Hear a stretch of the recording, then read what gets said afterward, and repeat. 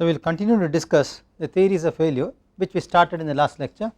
We already said in the plastic design we assume that once the stress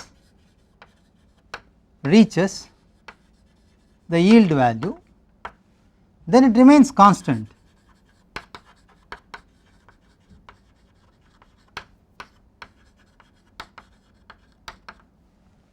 and ideally the stress strain curve looks like this, and this value is what we call as sigma y, and we also assume that the yield value in tension and in compression are of same magnitude, this is also sigma y. This is true when the member or the material is subjected to uniaxial stress system, but in reality in marine structures we have got lateral loads, gravity loads arising from respectively wind and waves as well as from the self weight of the platform or an applied load on the top side of the platforms. Also the wind and wave loads are not unidirectional, they can arise from any direction, it is multidirectional. Therefore, in reality the stress state is complex. Actually it is a multi-directional stress state, multi-axial. So all the three set of axes will act in a given structure. Therefore we must now define what is actually the failure criteria based on which the yield value should be computed. Now as we all understand that the yield value is a significant value which is attained by a simple tension test. Now there are some serious problems with simple tension test because many values reach their ultimate state of level when a simple tension test is conducted. So let us see what are those failures and how the theories handle this. The moment we talk about failure, there are two kinds of failure which can be initiated. One is by yielding, other is by fracture. They are two entirely different things. Let us see what is yielding and what is fracture.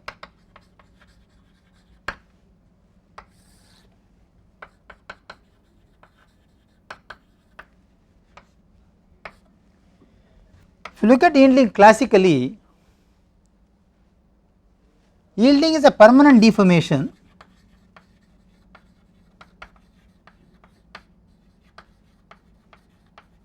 it is a permanent deformation which occurs due to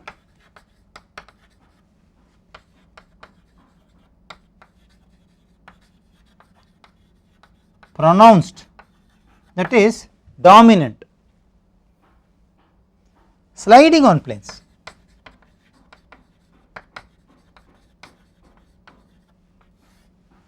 Actually it is a slip, it is a sliding on planes, and this sliding occurs on specially oriented grain structure.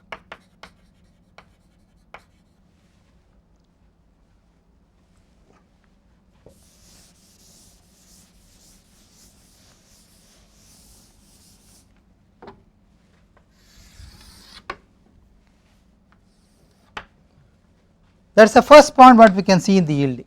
It occurs essentially as sliding on planes, and this sliding occurs on specially oriented grain structure.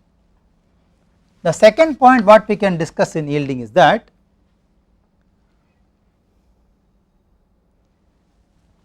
it takes place without the actual rupture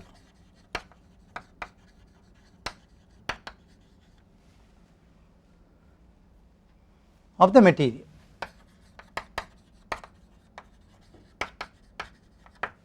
The actual rupture does not occur in yielding.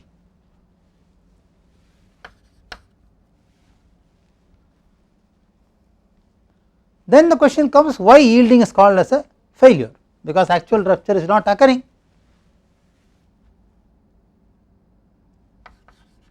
The structural member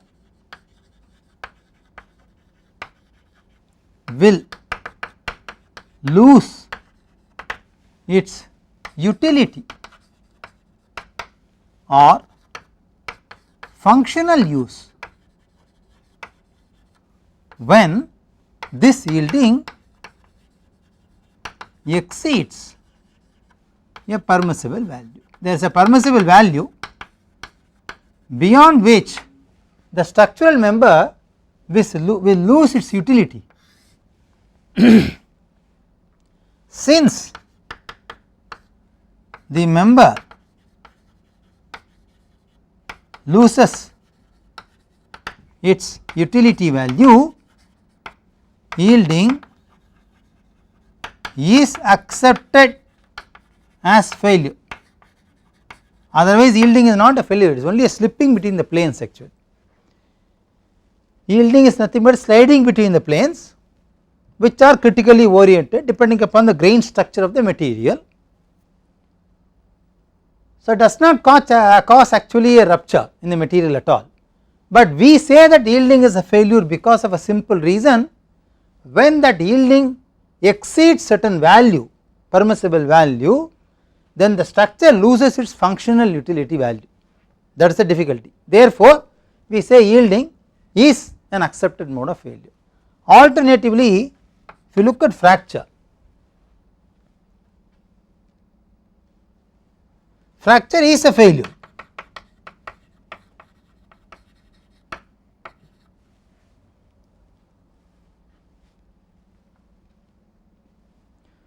Wherein separation occurs, there is a distinct separation occurs in the cross section perpendicular to the direction of tensile stress.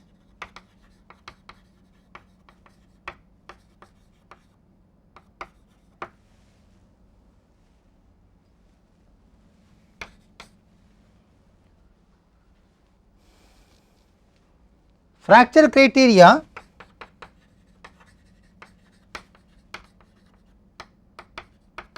is applicable to brittle materials, is very important.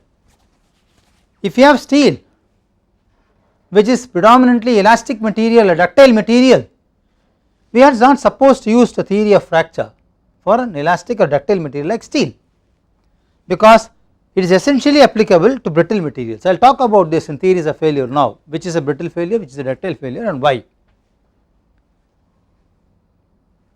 The third point, which is very important for fracture as a failure mode,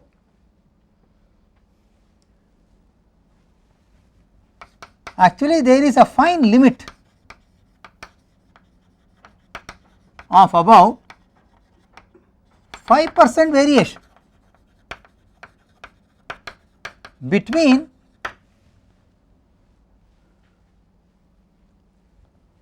the ductile and brittle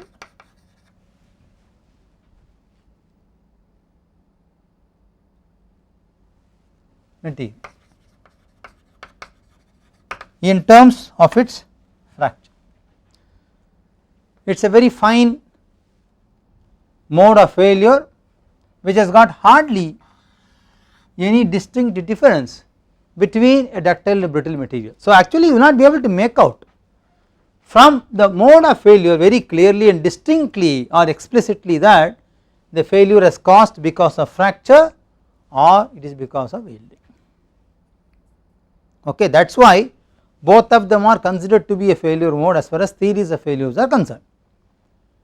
Okay. Now you will agree that in both the cases in talk about failure, especially in plastic analysis and design, we say that the stress in the material reaches the yield value of sigma yp and then remains constant at the value, okay, and that sigma yp value has been taken from or for a material which is subjected to axial tensile test. But there are very serious limitations or there are very serious problems which are depicted in an axial tensile test which causes or creates confusion in this whole analogy. Let us see what are they. When you talk about simple tensile test, which is a benchmark test to estimate the yield value for any given material. Following things or following happens, or I should say occurs simultaneously, that is the problem. Remember, they occur simultaneously, you do not notice this. You may be thinking that when you try to pull the material axially along its length, it only elongates and it fails till sigma yp and then sigma u is reached, but that is not true. There are about 7 things which happen simultaneously, which pose a very serious problem of understanding the failure by which the material actually failed. What are those things? 1,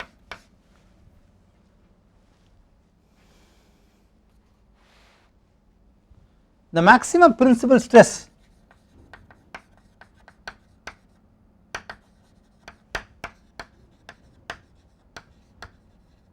sigma max reaches sigma ultimate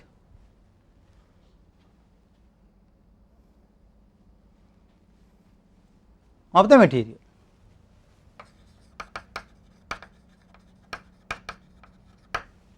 So, for plastic analysis we can even say that it reaches sigma yp of the material.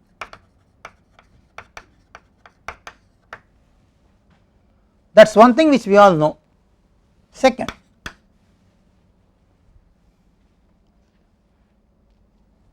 maximum shear stress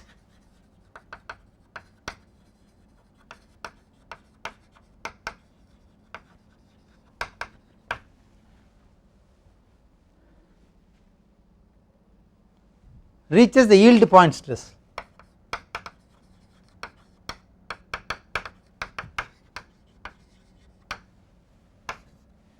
Let us say the symbol, we can say tau yp reaches sigma yp by 2. So, this also occurs simultaneously, shear is also reaching half of yield value, which is significantly high. Okay. The third thing, tensile strain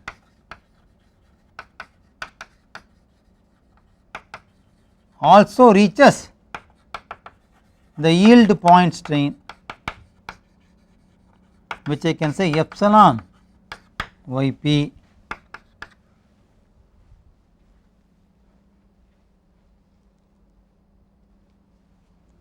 total strain energy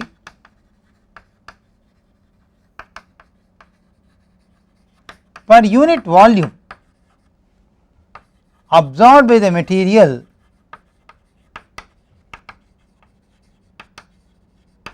which is given by capital U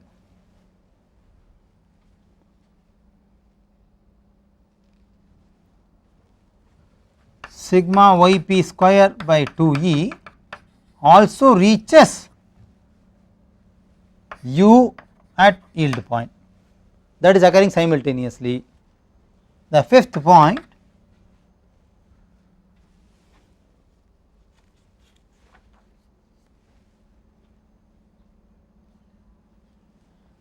strain energy distribution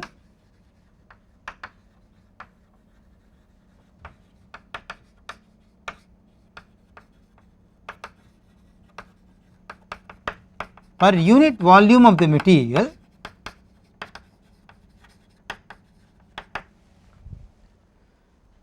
strain energy distribution per unit volume of the material reaches strain energy distribution at yield point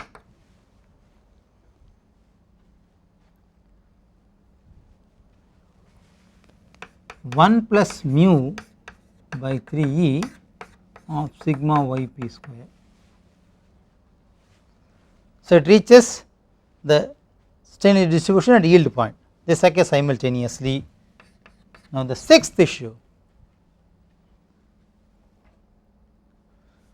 the octahedral shear stress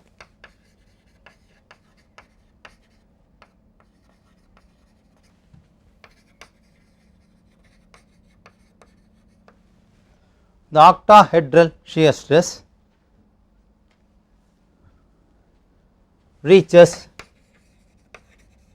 the value which is equal to tau O octahedral, which is root 2 by 3 of sigma yp, which is 0.47 yp.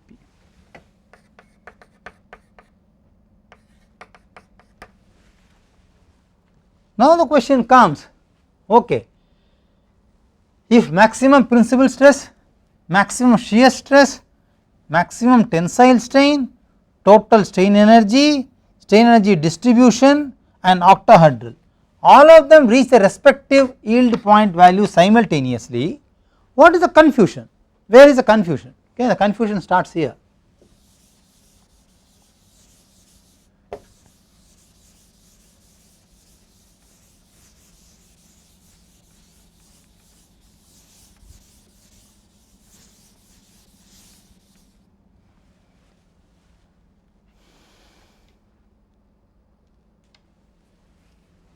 Now all these values reach their ultimate values simultaneously when the member, or I should say the material, is under uniaxial stress state. In multi-axial,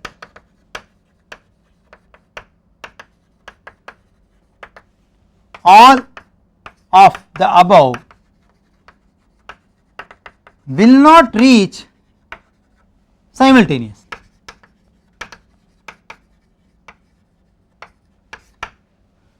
Therefore, you will not know what should be the selection criteria to decide that the failure has reached. Okay. So, where there will be a confusion here, whether should we consider that the failure has occurred when the maximum principal stress has reached sigma yp, or should we consider that the maximum shear stress when it reaches half of sigma yp, the failure has occurred. What will be a deciding criteria to conclude that the failure has occurred? It is a big problem. Okay. Since they do not reach simultaneously, the deciding criteria for failure need to be clearly established.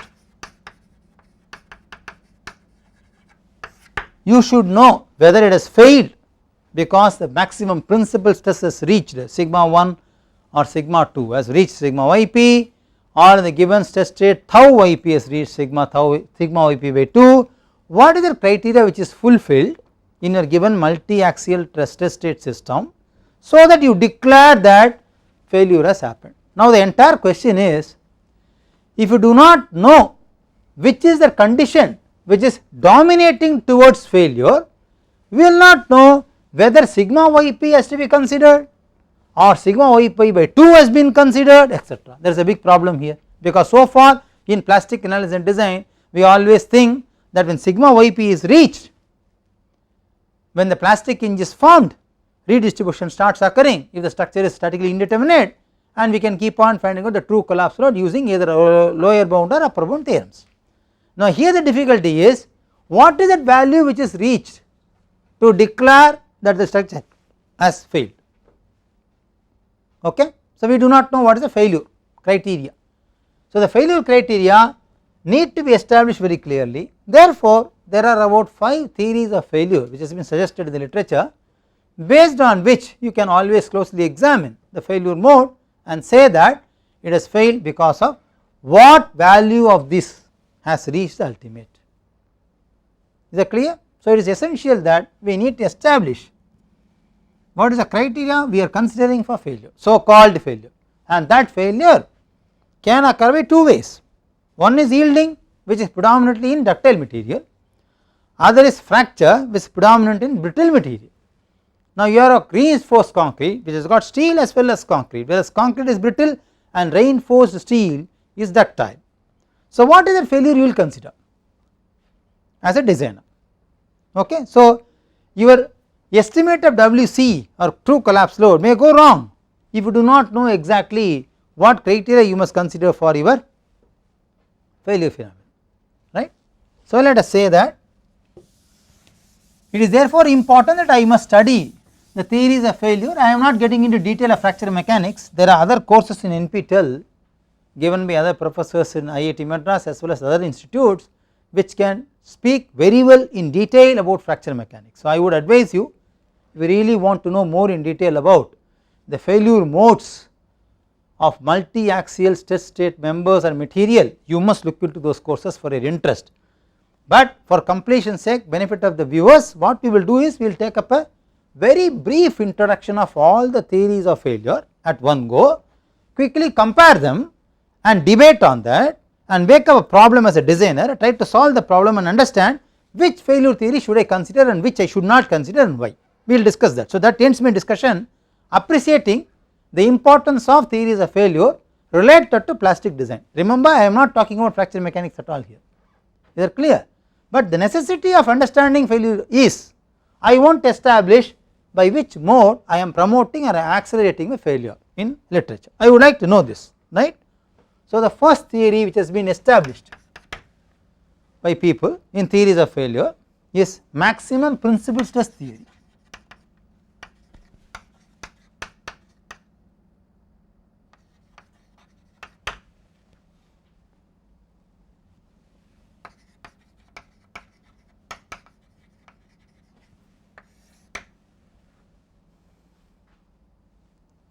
This is based on what we call as Rankine's theory.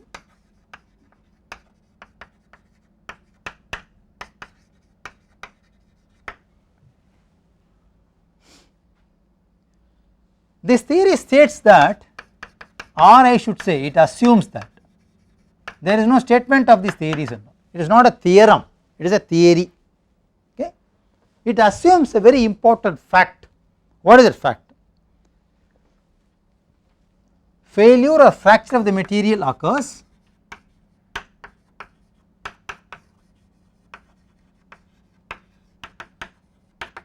here. We are not talking about the structure, we are talking about only the material. Okay. Failure or fracture of the material occurs when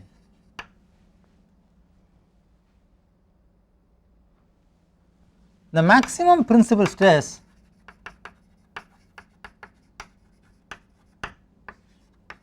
at any point in the cross section reaches the critical value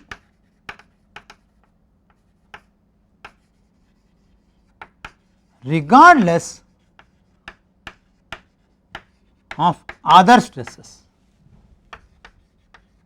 What do you mean by this statement? The statement says, if the material is subjected to multi-axial stress state, biaxial or triaxial, if the maximum principal stress in the given system reaches its critical value, whether others have reached the value simultaneously or not, that is not bother about that, failure occurs.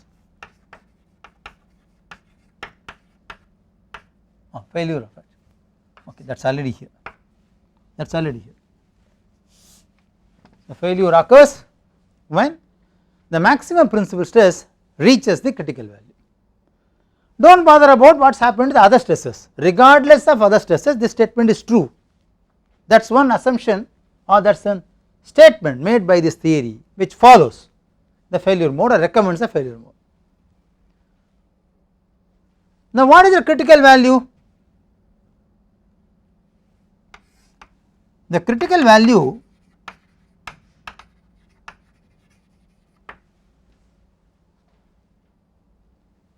is sigma ultimate, which is the ultimate stress, which is determined by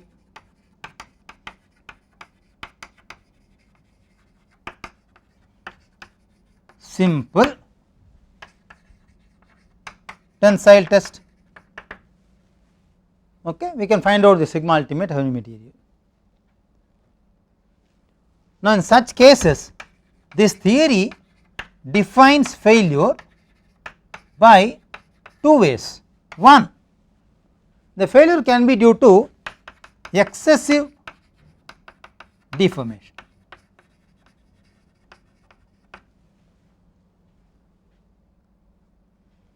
Two, can be due to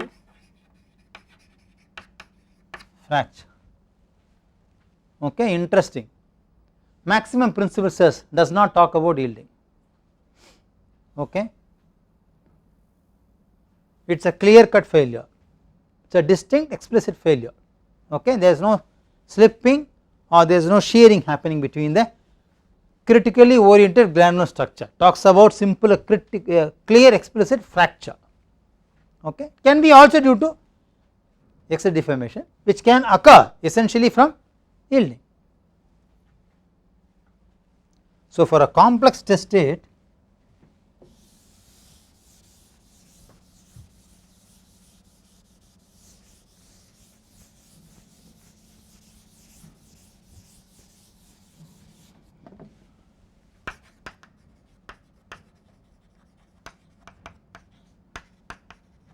I am actually using this symbol for stress, okay, just to make it short, sigma. Okay, for a complex test state the maximum principal stress is given by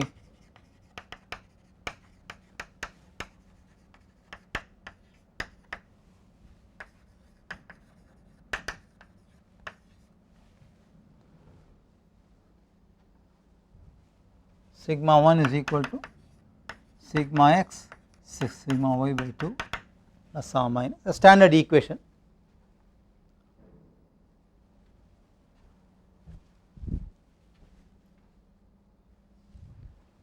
Root of sigma x minus sigma y square plus 4 tau square, where tau is the shear stress in the given system. And this theory says this should be equal to sigma ultimate. When the maximum principal stress reaches the critical value, it says failure has occurred, regardless of whether sigma x has reached sigma y, sigma yield, sigma y has reached sigma yield, tau has reached sigma y yield by 2, regardless of all of them, if the maximum principal stress reach the critical value, it says the failure has occurred, and that failure can be either way: excessive deformation which can result from post elastic deformation of yielding, can be due to fracture also. Now, this can be graphically represented by a plot.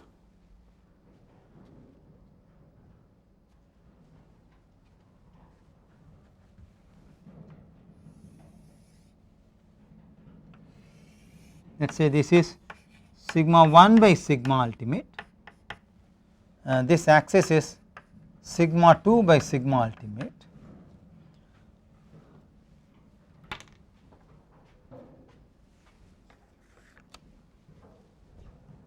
and my plot is simply a square.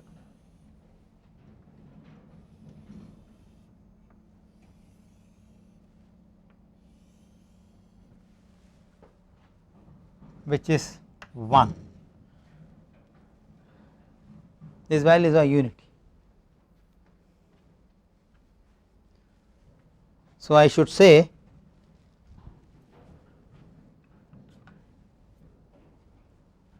the side of the square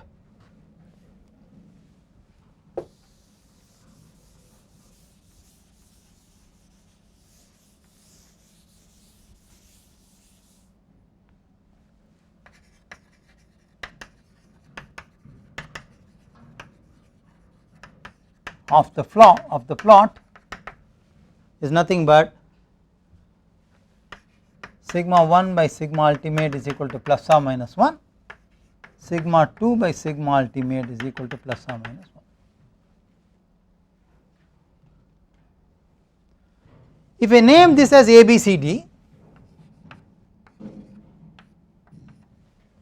we can now say that failure occurs when the point lies on the periphery of ABCD. If the point lies within ABCD, failure has not occurred, okay, because the value is not equal to 1. If it falls exactly in the periphery of the square, we can say the failure has occurred.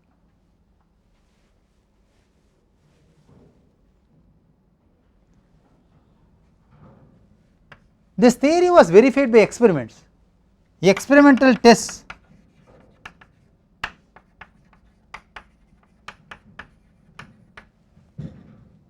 carried out. So, the experimental tests carried out to validate this theory,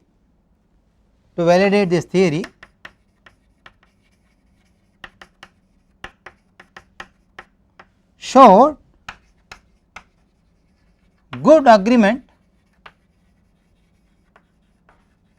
for brittle materials.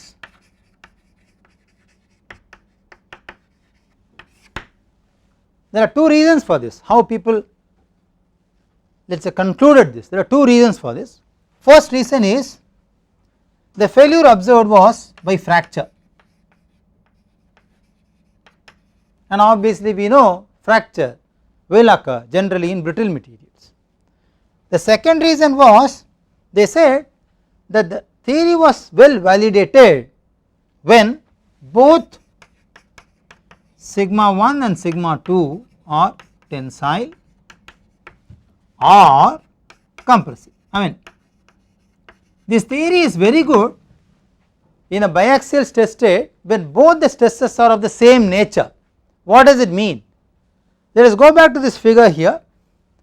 Now I want to make you a small correction in the statement here. The principal stress which I gave you earlier needs a correction. Please add half here. I have left it there. If you look at this figure which plots the failure surface of the material based on principal stress, maximum principal stress, if both the natures are positive, that is tensile, or if both the natures are negative, that is compressive, then it means in quadrant 1 and quadrant 3 this theory is having no problem, it is perfectly predicting the behavior. This theorem has difficulties in quadrant 2 and quadrant 4, okay. In these two quadrants, it means when the stresses are unlike in nature, this can be tensile, this can be compressive. In this case, this can be tensile, this can be compressive, okay. In that situation, this theorem is not able to predict the failure correctly, okay. Now in reality, if you see the structures, marine structures or the members in the marine structures, there is no guarantee that in a biaxial stress state or in triaxial stress state all nature of stresses will be same, the nature can reverse also, okay. Therefore this theorem which says that once the maximum principal stress has reached your ultimate value or yield value, failure has occurred, is good for brittle material because the failure was noted in experiments by fracture, okay. So there is a question here that can I use this theorem or this theory to understand the failure for brittle material, sorry, ductile material, okay. So let us talk about the second theorem. The second failure theory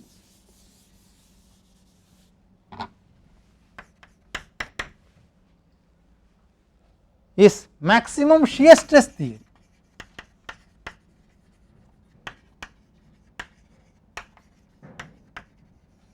This is also called as Tresca's theory.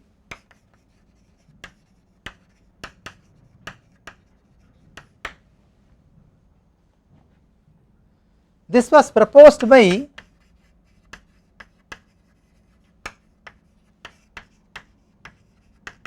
Guest and Tresca, that is why it is named after him, called Tresca's theory. This theory was proposed based on the experimental observations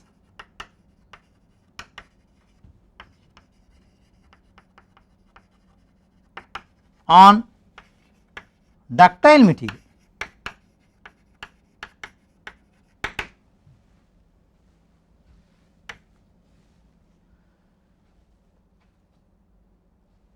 This theory is based on the following.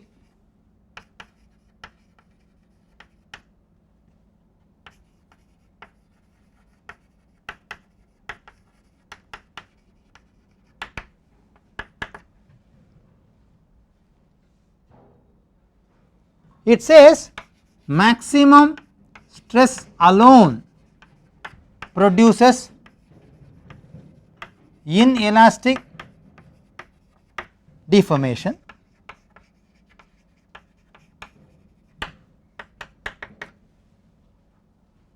Maximum stress alone produces inelastic deformation if the stress 1 is equal to stress 2,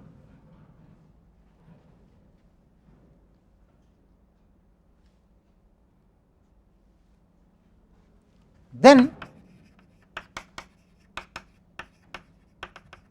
there will be no influence on the inelastic deformation.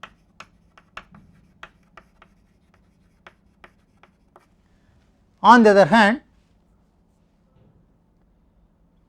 in a biaxial stress state, if you have a condition there where two stresses are of the same magnitude, then there will be no influence on the inelastic deformation at all, because they are balanced. We will see what is the problem here exactly when we plot the theorem.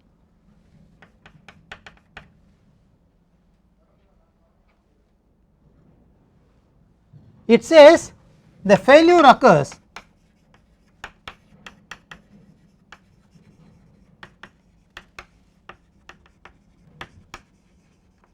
when the maximum shear stress reaches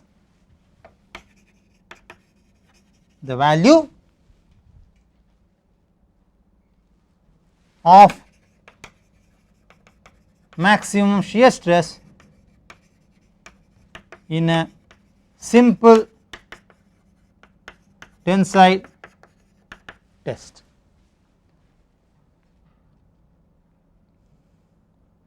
In a given stress state, find out the maximum shear stress.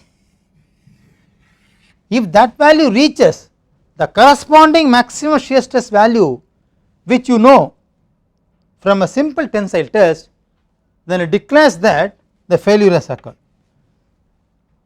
and this failure is predominantly happening in ductile materials. It means this theory says do not look at the principal stress value reaching ultimate or yield, look at the maximum shear stress value.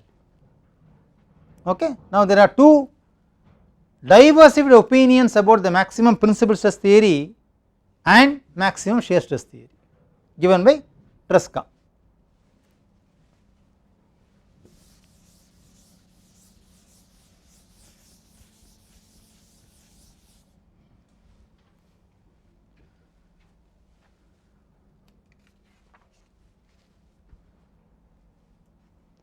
So, the question comes here is, when will I account for the maximum shear stress in a simple tensile test? When it reaches the yield point.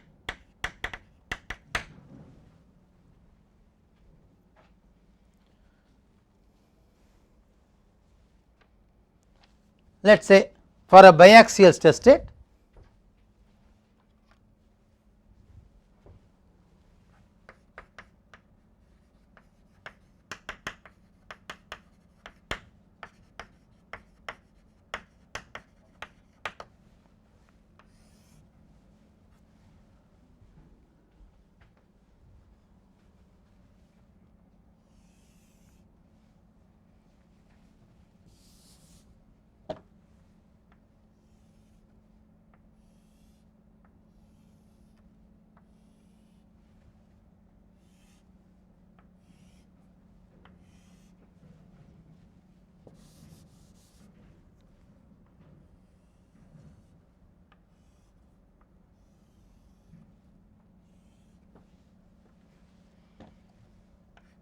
Let us to take two surfaces. There is one surface, there is the other surface. I call normal to the surface as sigma 1 and I call normal to the surface as sigma 2.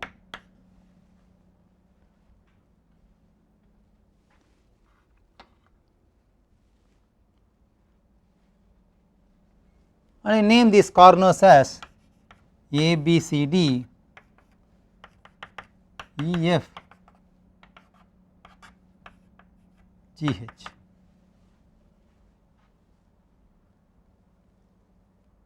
In a given biaxial stress state, we already know that if sigma 1 is equal to sigma 2, then it will not influence the failure. Okay. So, I should say that sigma 1 greater than sigma 2 greater than sigma 3.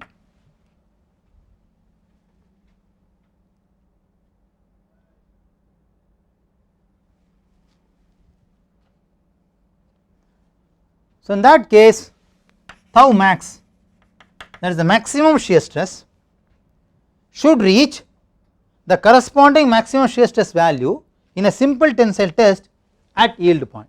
It means tau max should be equal to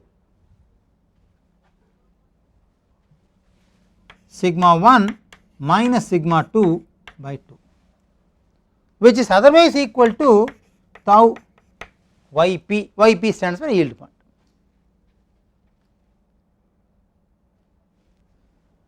Which is also equal to, we just now saw in a simple tensile test, we see that many things happen simultaneously, we also saw the shear stress. This is equal to the yield value by 2, is it not? Therefore, I can straight away say sigma 1 minus sigma 2 is sigma yp.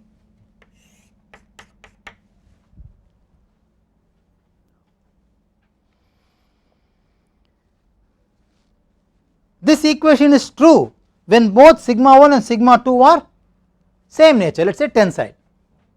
If they are compressive, then I should say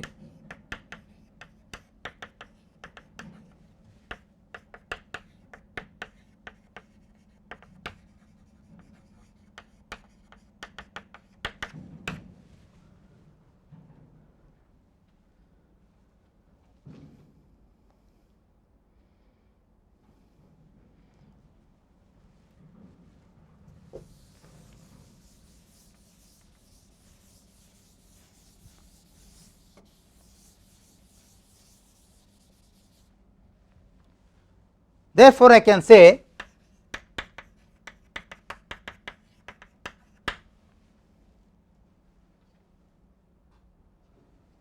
or sigma 1 by sigma yp minus sigma 2 by sigma yp is equal to plus or minus 1.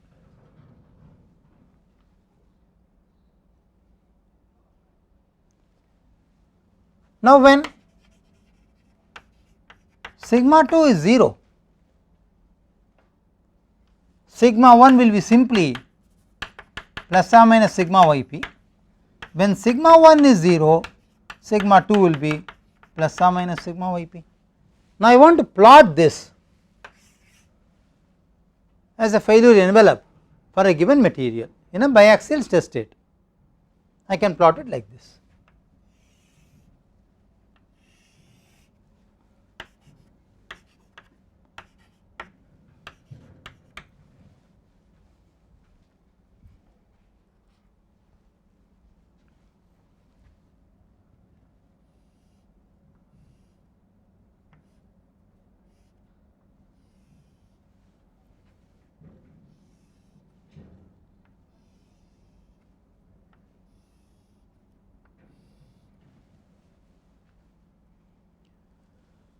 So, this value is sigma yp, this value is also sigma yp, this value is minus sigma yp and this value is minus sigma yp. That is what this equation says.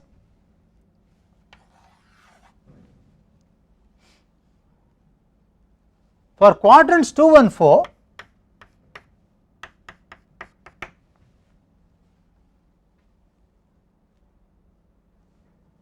either of them should be 0. For example, let us say in this quadrant, if sigma 2 is 0, that is sigma 2 is 0, only sigma 1 value is there, it will be plus or minus sigma yp.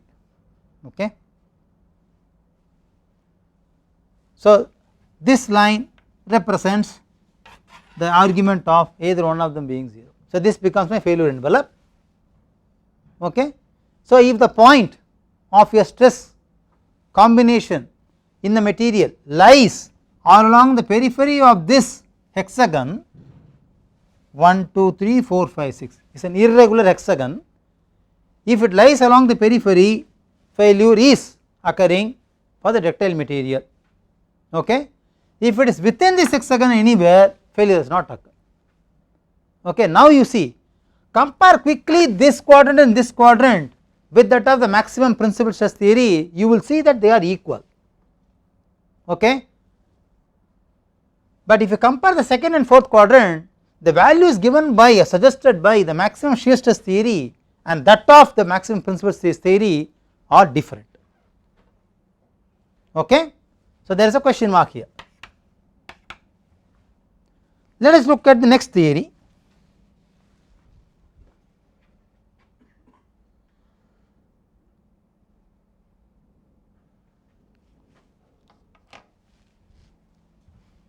Is this clear?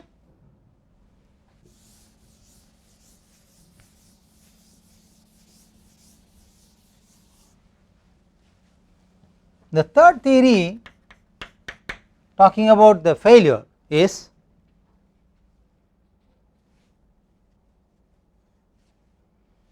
okay. Before looking at the third theory, let us look at the triaxial stress state also. So for, because this is biaxial, for a triaxial stress state,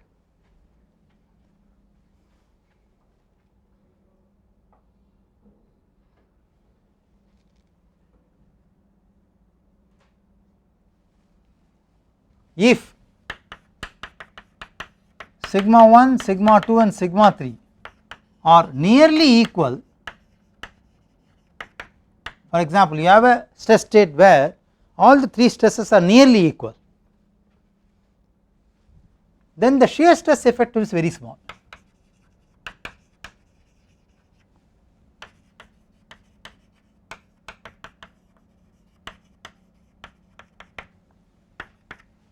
Is very small. Therefore, in that case failure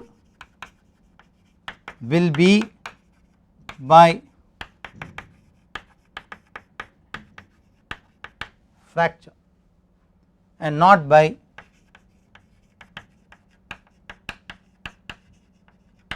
yielding. In that case, it is better to use maximum principal stress theory, is it not? Because it is by fracture.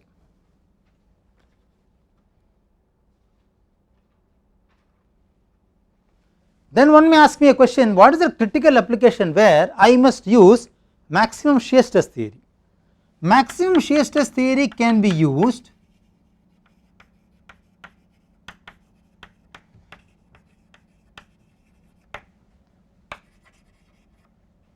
when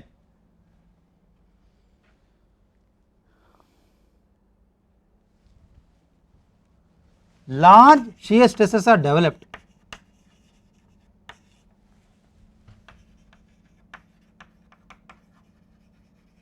in ductile materials. So this theory is very good for ductile materials provided that large shear stresses will develop. Now you may ask me a question, sir, I have got a ductile material, we agree that the ductile material develop large shear stresses, but still this theory cannot be used when the magnitude of them in all principal axes are almost equal, because then the shear effect is negligible. So, there are two constraints here. You must also see what is the likely magnitude of the stresses coming across the different sections or different axes. At the same time, is the material is showing a ductile behavior or not, then this theory can be used, otherwise it cannot be applied. Okay.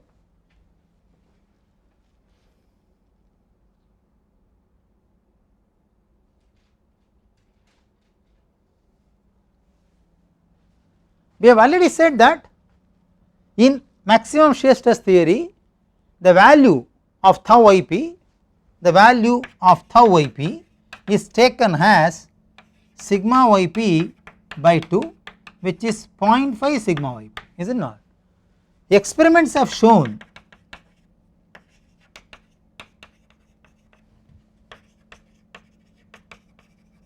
that in pure shear this value is approximately equal to 0.57 sigma yp. Therefore, this theory gives me conservative results. Okay, it gives conservative results, it gives me safe results. The third theory, which talks about failure,